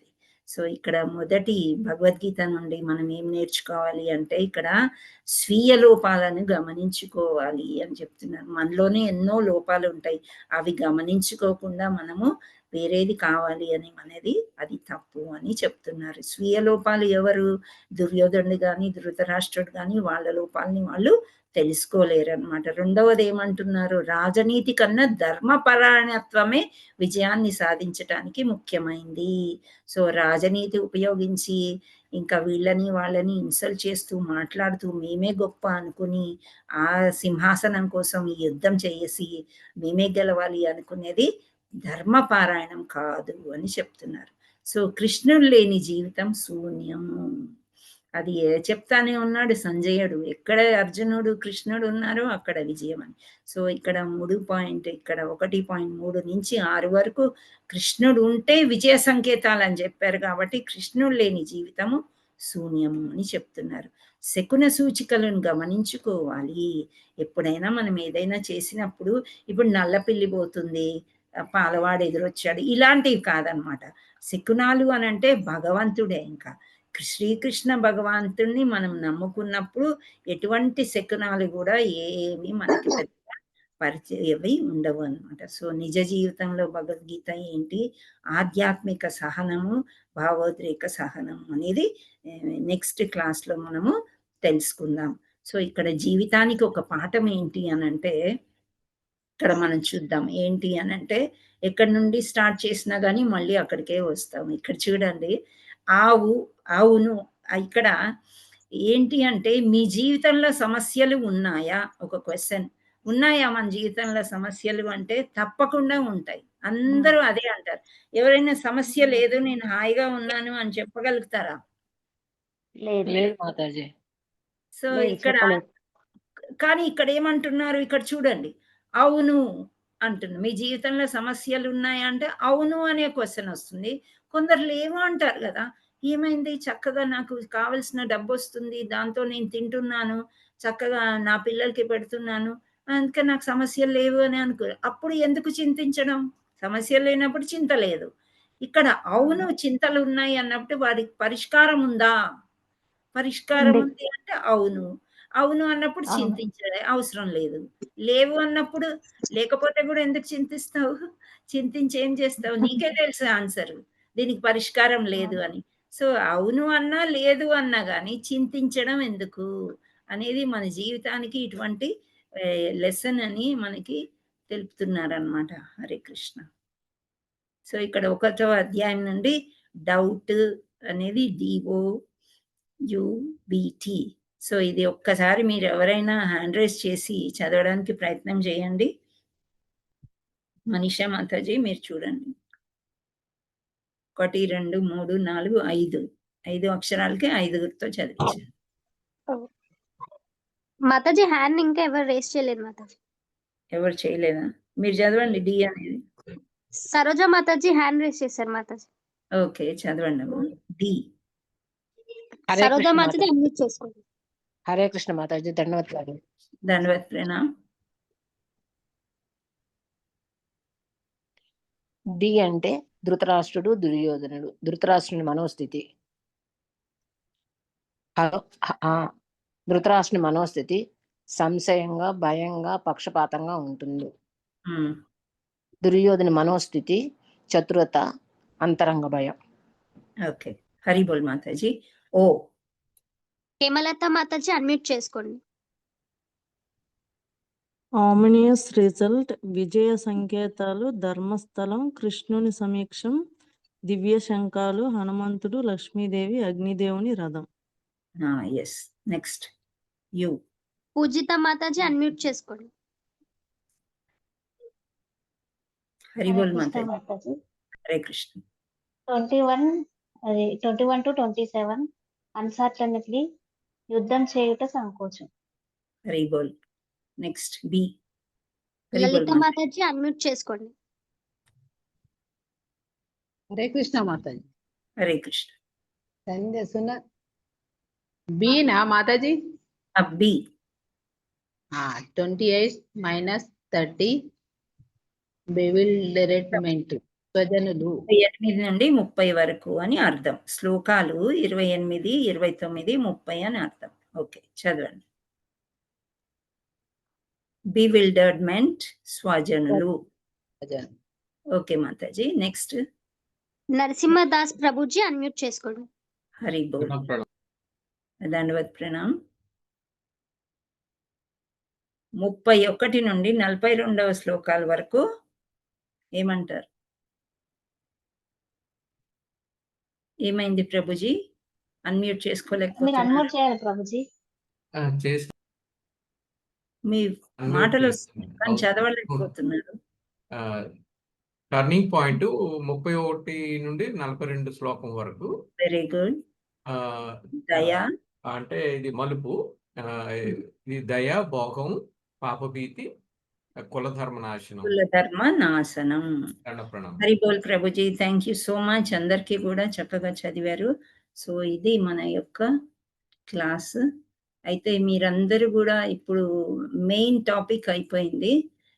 దీనివల్ల మనకి ఏంటి అనేది అంటే భగవద్గీత వల్ల ఫస్ట్ చాప్టర్ వల్ల ఏంటి మహత్వము, గీతా మహత్వం అనేది చెప్పుకోబోతున్నాము. మీరు ఉండగలిగితే ఉండండి, లేదు అంటే మీ ఇష్టం, అది మనం ఏం చేయలేము.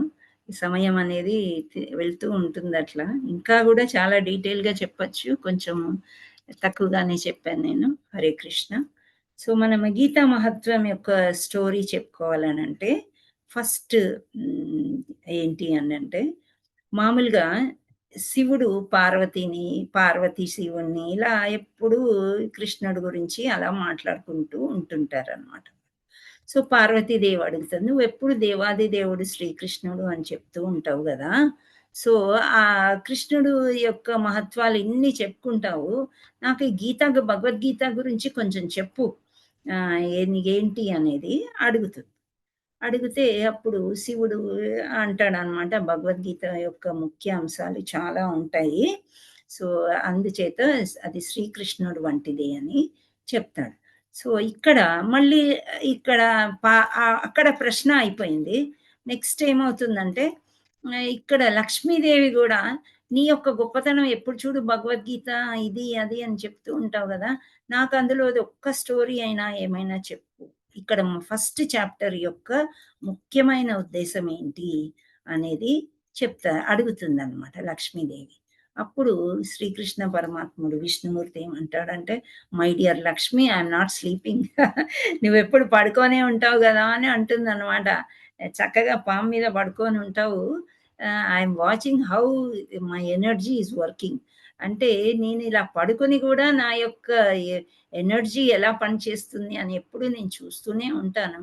ఎవరు భక్తులు, ఎవరు ఏంటి, ఎవరిని గ్రేట్ డివోటీస్ ఎవరు, యోగీస్ ఎవరు నా దగ్గరికి రాగలుగుతారు అన్నీ నేను గమనిస్తూ ఉంటాను అని చెప్తూ ఉంటాను అనమాట. అయితే నువ్వు అన్ని గమనించినప్పుడు ఇక్కడ నాకు మొదటి అధ్యాయం యొక్క విశిష్టత నాకు చెప్పు అని అడుగుతుంది అనమాట లక్ష్మీదేవి. సరే నేను చెప్తాను అని చెప్పి ఇక్కడ పరమాత్ముడు ఈ విధంగా చెప్తుంటాడు అనమాట. సో నువ్వే చూసుకుని ఎప్పుడు మురిసిపోతూ ఉంటావు, కానీ నాకు కూడా కొంచెం చెప్పు అని ఆవిడ అడుగుతారు. సో ఇక్కడ ఏమంటదంటే, లార్డ్ విష్ణు ఆయన చెప్తూ ఉంటారనమాట. ఏమని చెప్పారు అంటే, నేనే అవతరించాను. ఏ విధంగా? భగవద్గీత లాగా అవతరించాను నేను.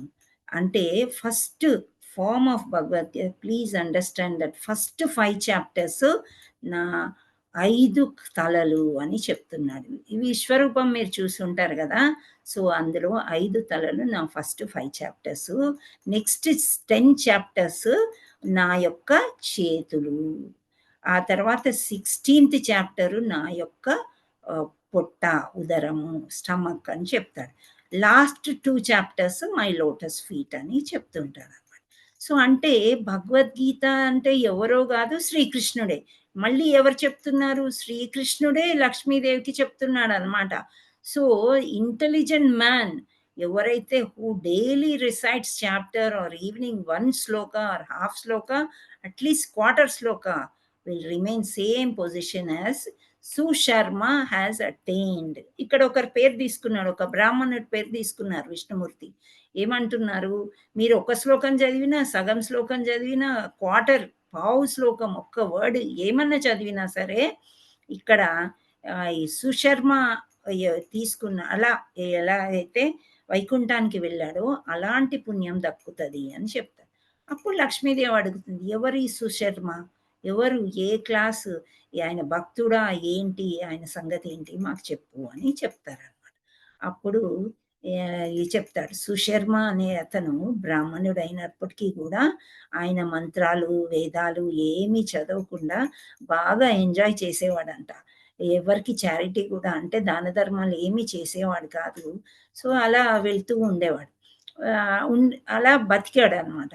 బ్రతికి ఆ తర్వాత ఏవో ఆకులు అవి కలెక్ట్ చేసుకొని బజార్కి వెళ్ళి ఆయనకు కావాల్సినవి కొనుక్కోవడం, తినడము. ఆయన స్పెషలీ వైన్, మీట్ ఈటర్ ఇట్లాంటివి చేసేవాడంట.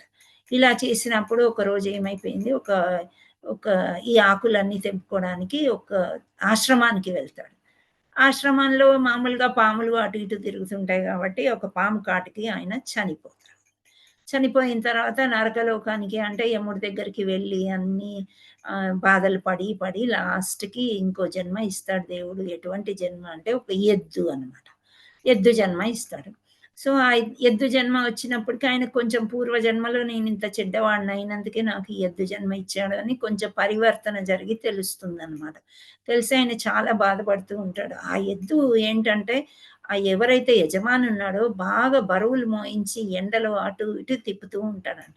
7-8 ఏళ్ళు అలా పని చేసి ఒకసారి ఎండలో ఇంకా ఆయనకి, ఆ ఎద్దుకి పని చేతగాక ఏమవుతుంది, కింద పడి చనిపోతుందంట. చనిపోయేసరికి అప్పుడు అయ్యో, ఆవు ఎద్దు మంచి జాతికి చెందినవి కాబట్టి అని చెప్పి అక్కడ ఉండే వాళ్ళందరూ, వాళ్ళు ఆర్జించే పుణ్యం అన్నమాట. ఇప్పుడు ఒక్కొక్కసారి మనం వ్రతము కొడుకు కోసం కూతురు కోసం అలా చేస్తూ ఉండి వాళ్ళకి పుణ్యం ఇస్తే వాళ్ళకి అనుకున్నవి అవుతాయి అని చెప్తూ ఉంటాం కదా. అలా మీ అందరి పుణ్యాలు కూడా ఎద్దుకి ఇవ్వండి అని ఒకరు వచ్చి మంత్రాలు చదవడం, ఒకరు వచ్చి ఇచ్చేయడం, చేయడం అన్ని చేస్తూ ఉంటే అతను మొత్తానికి ఆ సద్గతి పొంది యమధర్మరాజు దగ్గరికి మళ్ళీ వెళ్ళి మళ్ళీ ఆయన ప్రాబ్లం తీసుకుని, ఆ తర్వాత యమధర్మరాజు అంటాడంట, సరే నువ్వు ఇక్కడ ఉన్నంత కాలము ఈ కష్టాలు అనుభవించావు, ఇప్పుడు నువ్వు మంచిగా బ్రాహ్మణుడు అయి మళ్ళీ ఇంకో పుట్టుక, ఇంకో జన్మ తీసుకుంటావు నువ్వు. నీకు ఎవరైతే పుణ్యం ఇచ్చారో వాళ్ళ వల్ల నీకు ఈ జన్మ వస్తుంది, బ్రాహ్మణ జన్మ, ఇప్పటికైనా నువ్వు మంచిగా ఉండు అని చెప్తే ఇతనికి కుతూహలం ఎక్కువ అవుతుంది అనమాట.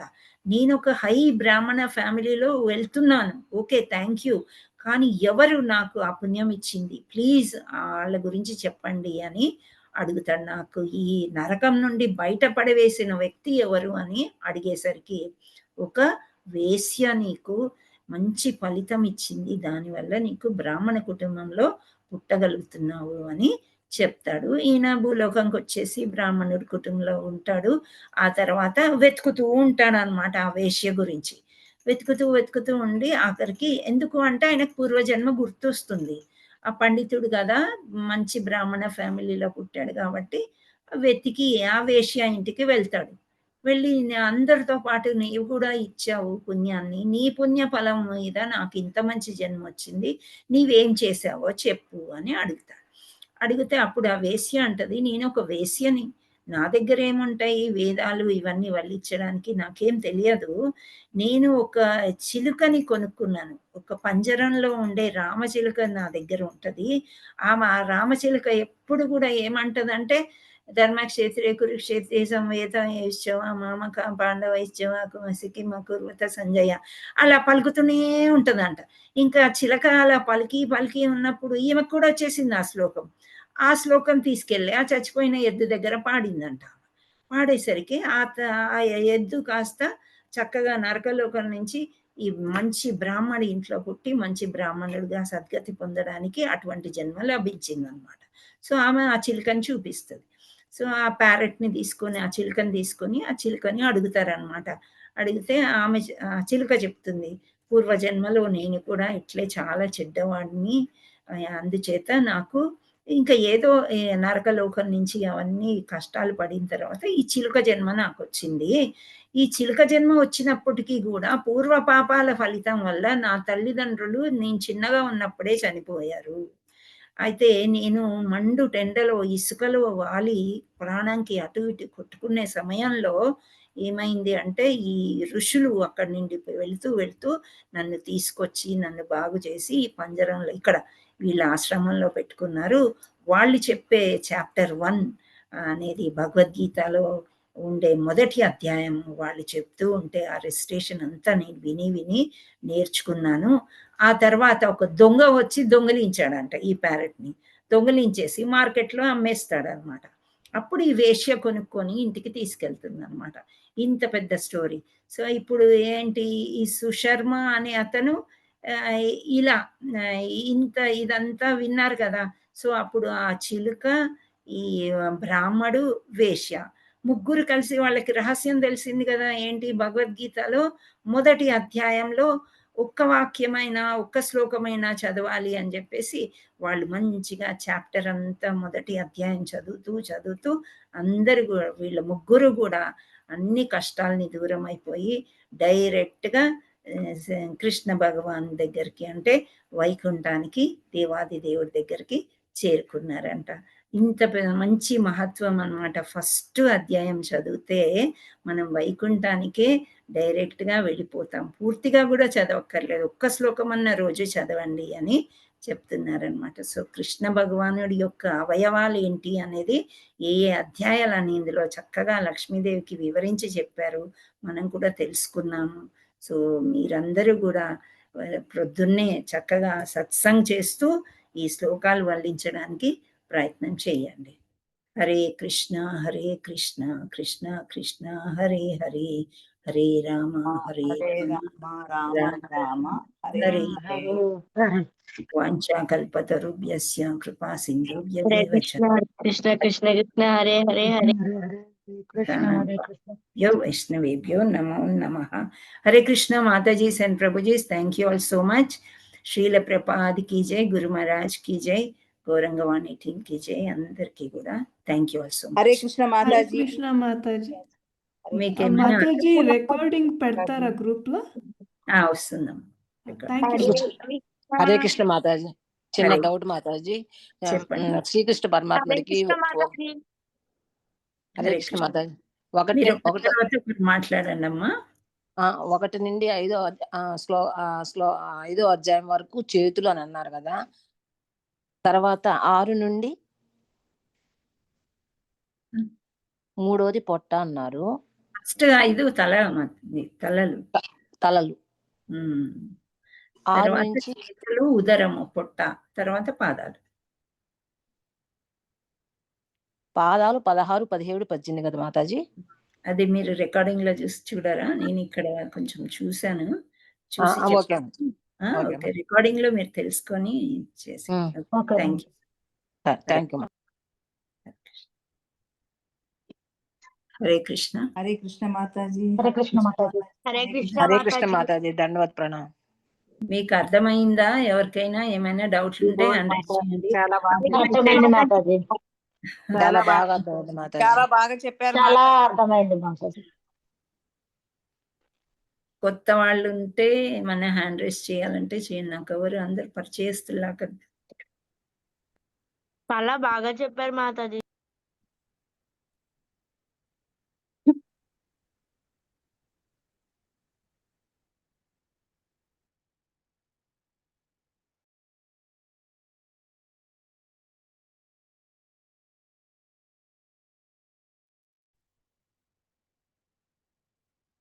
హరే కృష్ణ. దివ్య మాతాజీ. హరే కృష్ణ మాతాజీ. దండవత్ ప్రణామం. ప్రణామ్. క్లాస్ చాలా బాగుంది మాతాజీ. యాక్చువల్లీ నేను ఇదే ఫస్ట్ టైం 18 క్లాస్ జాయిన్ అవటం, 18 days క్లాస్. ప్రయత్నం చేయండి ఆల్ క్లాసెస్ వినడానికి. సో కనెక్షన్ ఉంటది అనమాట. భగవంతుడిది ఒక్క తల వింటే సరిపోదు కదా, చెయ్యేం చేసింది, కాలేం చేసింది, పాదం, ఇవన్నీ చూస్తున్నాం కాబట్టి ట్రై చేయండి. ఓకే, అన్ని యా విన్నాను. Mataji. Thank thank you you. Mataji. Examples చాలా బాగున్నాయి. Thank you Mataji. Hare Krishna. Next Pravallika. Hare Krishna. Thank you Mataji. బాగుంది అసలు నేను కూడా ఫస్ట్ టైం వింటున్నాను. అవునా, సో నైస్. కొత్త వాళ్ళు వింటున్నారంటే ఒకలాంటి సంతోషం. హరే కృష్ణ. హరే కృష్ణ మాతాజీ. హరే కృష్ణ. హరే కృష్ణ మాతాజీ. నేను కూడా అనుష ఇవాళ మాతాజీ. జాయిన్ అయ్యాను Mataji. Okay, thank you. Anusha Mataji unmute చేసుకోండి. హరే కృష్ణ. సరోజ మాతాజీ హ్యాండ్ రైజ్ చేశారు, అన్మ్యూట్ చేసుకోలేకపోతున్నారా? హరే కృష్ణ మాతాజీ. ధన్యవాద ప్రణాం. నేను ధన్యవాదాలు. కొత్తగా ఈ రోజు జాయిన్ అయ్యాను మాతాజీ. చాలా బాగా చెప్పారు Mataji. Anusha Mataji. Okay, Hare thank you Krishna so Mataji. Much. Hare Krishna వరుసలో మాతాజీ. జాయిన్ అవ్వడానికి ప్రయత్నం చేయండి. మీకు ఏదైనా అర్థం కాకపోతే యూట్యూబ్ లో వస్తుంది రికార్డింగ్, మళ్ళీ ఒకసారి చూడండి. అర్థం కాకపోతే మళ్ళీ రేపు అడగొచ్చు, ఏం ప్రాబ్లం లేదు. అలాగే హరే కృష్ణ మాతాజీ. దండాత్ ప్రణామం. ధన్యవాద ప్రణాం. క్లాస్ బాగా జరిగింది మాతాజీ. చాలా బాగా ఎక్స్ప్లెయిన్ చేశారు. Okay, thank you. సమయము మనకి ఎంత ఉందో అంతకంటే కొంచెం ఎక్కువే తీసుకున్నాం, కానీ ఇంకా సమయం అంటే ఇంకా బాగా చెప్పొచ్చు. ఈ భగవద్గీత ఎప్పుడు విన్నా కొత్తగా అనిపిస్తుంది మాతాజీ. లాస్ట్ టైం మేము అంటే 18 days కోర్స్ విన్నాం. మళ్ళీ విన్నప్పటికీ కొత్తగా తెలుసుకుంటున్నాం మాతాజీ. అవును, అట్లే ఉంటుంది. చదివేటప్పుడు కూడా కొత్త కొత్తగా అనిపిస్తుంది. అదే పుస్తకాన్ని సెవెరల్ టైమ్స్ రీడ్ చేసినప్పుడు డెఫినెట్ గా ఏంటో కొత్తదనం కనిపిస్తుంది. అంటే అమృతం అంటారు కదా, అదే అలానే ఉంది మాతాజీ. కృష్ణుడు పలికిన అదే మాటలు.